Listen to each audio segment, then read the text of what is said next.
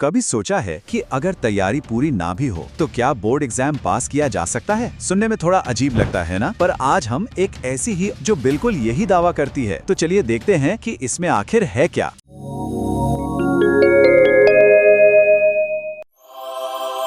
नमस्ते। ये एक ऐसा सवाल है जो एग्जाम के टाइम पर हर किसी को परेशान करता है। क्या सच में कोई ऐसा तरीका हो सकता है कि कम तैयारी में भी नैया पार लग जाए? अब ये स्लाइड जो मेन आइडिया है उसे बिल्कुल साफ कर देती है। देखो, एक खाली आंसर शीट का मतलब क्या है? जीरो, पक्का जीरो। लेकिन अगर कुछ भी लिखा हो, चाहे थोड़ा अधूरा ही सही, तो मार्क्स मिलने का एक चांस तो बनता है ना। सीधी सी बात है, एग्जामिनर खाली पेज पर नंबर दे ही नहीं सकता। तो सबसे पहली स्ट्रैटेजी क्या है इस गाइड की? वो है फर्स्ट इंप्रेशन। मतलब सब कुछ इस पर टिका है कि आप शुरुआत कैसे करते हैं। आपके आंसर शीट का पहला पन्ना ही एग्जामिनर का मूड सेट कर सकता है पूरे पेपर के लिए। और इसके पीछे का लॉजिक भी बड़ा सिंपल है। देखो, एग्जामिनर भी यही सोचता है कि स्टूडेंट ने अपना बेस्ट आंसर सबसे पहले लिखा होगा, तो एक जबरदस्त शुरुआत से ये मैसेज जाता है कि भाई ये एक सीरियस स्टूडेंट है। साइकोलॉजी में इसे हेलो इफेक्ट भी कहते हैं। मतलब एक अच्छी चीज जैसे आपका पहला जवाब बाकी चीजों के लिए भी एक पॉजिटिव माहौल बना देती। तो करना क्या है? बहुत सिंपल। गाइड कहती है कि वो सवाल ढूंढो जिसका जवाब आपको 100% आता हो और उसे पहले पेज पर एकदम बढ़िया तरीके से लिख दो। दावा यही है कि ये अच्छी शुरुआत एग्जामिनर का मूड बाकी के पेपर के लिए सेट कर देगी। अच्छा, अब आते हैं दूसरे रूल पर, और ये बहुत ही सिंपल लेकिन पावरफुल आइडिया है। कोई भी पेज खाली नहीं छोड़ना है। ये सिर्फ एक सलाह नहीं है दोस्त, ये एक प्रॉपर स्ट्रैटेजी है। और यहाँ सबसे जरूरी बात पता है क्या है? ज्यादातर बोर्ड एग्जाम्स में नेगेटिव मार्किंग नहीं होती, मतलब गलत जवाब के लिए कोई सजा नहीं है। तो इसका सीधा सा मतलब ये हुआ कि हर कोशिश में सिर्फ फायदा ही हो सकता है, नुकसान का तो सवाल ही नहीं। तो फिर कोई भी सवाल छोड़ना मतलब सीधा सीधा एक मौका गंवाना है। और ये पूरी स्ट्रैटेजी काम करती है पार्शियल क्रेडिट की पावर पर। मतलब भले ही आपका जवाब पूरा सही ना हो, लेकिन अगर आपने कुछ रिलेटेड पॉइंट्स या सही स्टेप्स लिखे हैं तो भी आपको कुछ ना कुछ मार्क्स मिल सकते हैं। और जीरो से तो कुछ भी मिलना बेहतर ही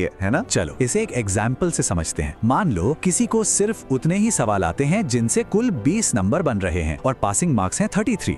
तो ये तो सीधा सीधा फेल वाला केस लग रहा है। पर क्या सच में ऐसा है? अब जरा सोचो कि बाकी बचे सारे सवालों को भी अटेम्प्ट किया जाता है, भले ही उनके बारे में सब कुछ न पता हो। अगर हर आधे अधूरे जवाब पर एग्जामिनर सिर्फ 1-2 नंबर भी दे दें तो भी आराम से 30 नंबर और जुड़ सकते हैं और ये तो पूरा गेम ही पलट सकता है। और अब हिसाब बिल्कुल सिंपल है। 20 + 30 हो गए 50 नंबर। जो पक्का फेल लग रहा था वो अब एक कंफर्टेबल पास बन गया है। ये दिखाता है कि हर सवाल को अटेम्प्ट करना कितना जरूरी है। ठीक है, तो अगला सेक्शन है प्रेजेंटेशन के बारे में, कि आपके जवाब दिखते कैसे हैं। ये उतना ही जरूरी हो सकता है जितना कि उनमें लिखा क्या है, खासकर तब जब एग्जामिनर के पास चेक करने के लिए सैकड़ों कॉपियां पड़ी हों। सोर्स में इसकी एक बढ़िया तुलना की गई है घर के खाने और रेस्टोरेंट के खाने की। रेस्टोरेंट में प्रेजेंटेशन खाने की अपील बढ़ा देती है ना? बस यही लॉजिक आपकी आंसर शीट पर भी लागू होता है। एक साफ सुथरी सजी हुई कॉपी पढ़ने वाले के लिए आसान हो जाती है। तो इसके लिए कुछ प्रैक्टिकल टिप्स क्या हैं? पहली बात, हैंड राइटिंग ऐसी हो कि पढ़ी जा सके।